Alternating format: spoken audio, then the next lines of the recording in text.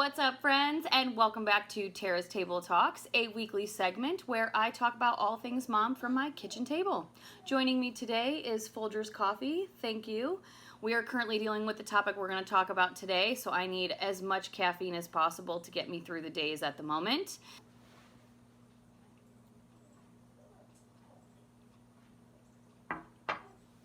So, if you haven't already, hit the subscribe button below with the bell next to it to be notified when I post new videos because you don't want to miss a thing. And because I'm super fun to hang out with. Durr. Today we will be discussing fussy babies. This is not going to be a top 10 or 5 surefire ways to make sure your baby isn't fussy. This is just simply how to deal with a fussy baby. If you had seen my last video, I had talked about how research will just ruin everything. I was told not to do research. I did it anyways. And I was really conflicted with a lot of things. But I want to just talk about a couple of things that have to do with fussy babies. So, let's get into it, y'all. 4 and 3 and 2 and 1. Alright, make sure that you stay tuned to the end of the video because I have an all else fails tip for you and you do not want to miss it. Alright, I need a sip before we start this. One thing I want everyone to take away from this video is that habits can be broken. And the reason I'm talking about that is because we're going to talk about some habits that form when you deal with fussy babies. I feel like there's 3, in my opinion, like the 3 major ones in my opinion. You may have other ones, that's fine too.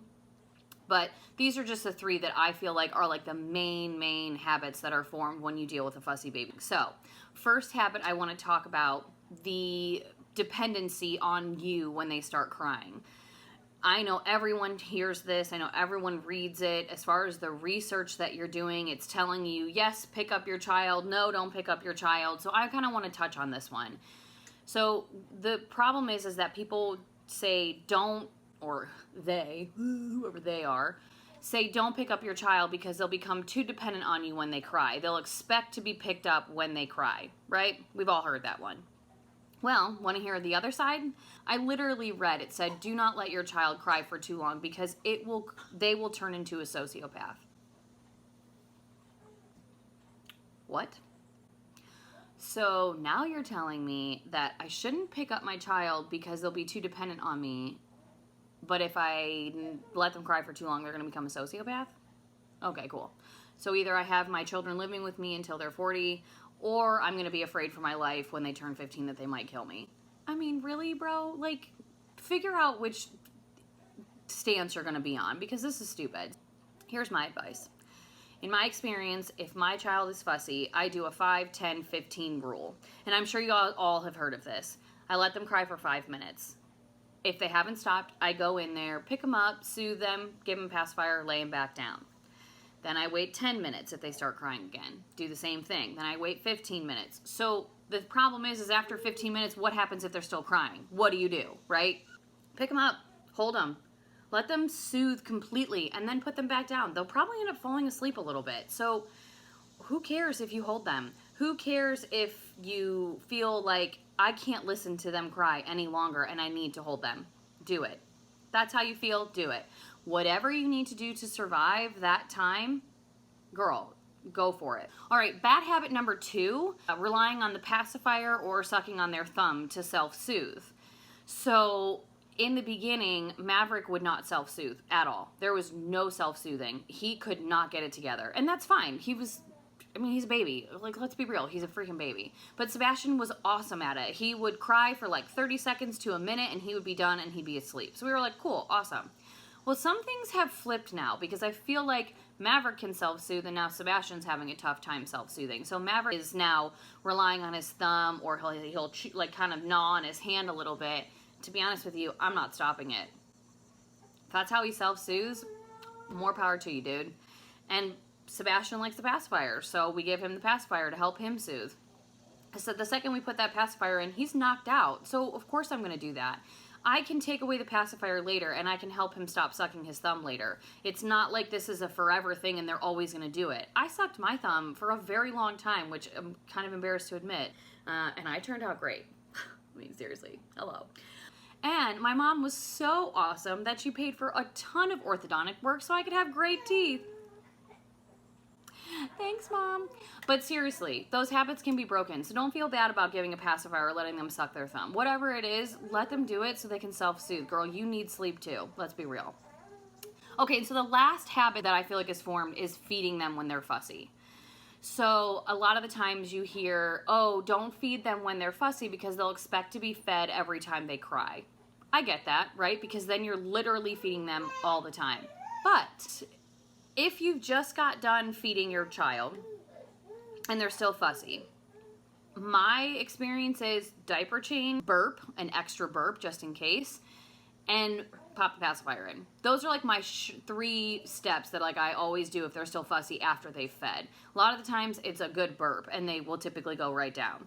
But sometimes it's that they're still hungry. So feed them again. Why not? What's the harm in feeding them more? Because it'll help them sleep longer, for one, and 2, it'll help them go to sleep. And I feel like if that's gonna stop them from crying, do it. And you don't have to do it every single time. That's the thing, is that when they're fussy, it doesn't mean you have to feed them. It doesn't mean you have to give them a pacifier or let them suck their thumb. It doesn't mean that you have to pick them up. You can try any one of those in a different sequence to see what's gonna help them, because every time it's gonna be different. It's as simple as that, really. So, those are some of the habits that I feel like can be formed when it comes to a fussy baby. But again, those habits can be broken later on. So don't be afraid and don't feel guilty for making habits now. It happens and you have to do it to survive. I don't know if anyone else has dealt with this, but please feel free to comment below if you've dealt with any type of witching hour. If you're not familiar with what witching hour is, it is just straight fussiness. Like your baby's just unhappy for, they say, whoever they are, an hour, which is bullshit. Because let's be real here. It starts at like 4 or 5 in the afternoon and can go until midnight. Why do they call it an hour? Who are these people calling it an hour? Like who came up with this? Whoever they are. It should be like witching day. We are at 13 weeks and we are still dealing with fussiness and we're still dealing with the witching hour. See? I love how I read that's like, oh, it only lasts until they're like 3 months. And you're like, oh, yeah, okay, really? Because we're past 3 months. I know we're only a week past it, but we're still dealing with it. My husband goes to school on Tuesday nights, and I was always dreading being alone because of how bad Maverick's witching hour was. And I had this whole thing. I had this very strict schedule for one of the Tuesday nights, and it was, okay, I'm just gonna cluster feed Maverick all night long because that's the only thing that helped him not be hysterical during witching hour. And then when Sebastian gets hungry, I'll feed him. Girl, that schedule was thrown friggin' right out the window the second my husband left. It was just crying for like 6 straight hours, me included. I sat there and cried with my children the whole time because I just didn't know what to do. So by the time my husband got home, I had Maverick on my chest asleep and I had Sebastian next to me in the bed with me holding a pacifier in his mouth so that he would stop crying. I'm not kidding you, you guys. Whatever it is that you need to do to survive witching hour, fussiness, you just have to do it.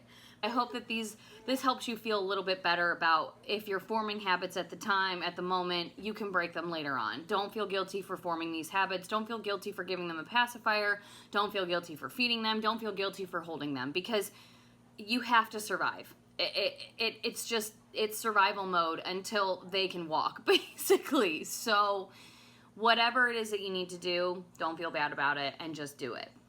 All right, as promised, if all else fails with these habit forming tips that I've told you, here's what you need to do. This is what I do. Grab a bottle of wine. Get a glass for that bottle of wine. Open that bottle of wine. Put the glass away and drink straight from the bottle. Because let's be real here. Wine makes everything better. So if you have a crying baby, at least you have wine. Hello. Thanks so much, you guys. I'm really glad you were here to check this out. Again, hit that subscribe button below with the bell next to it to be notified when I post new videos. Come check me out next week and see what I get to talk about. Peace.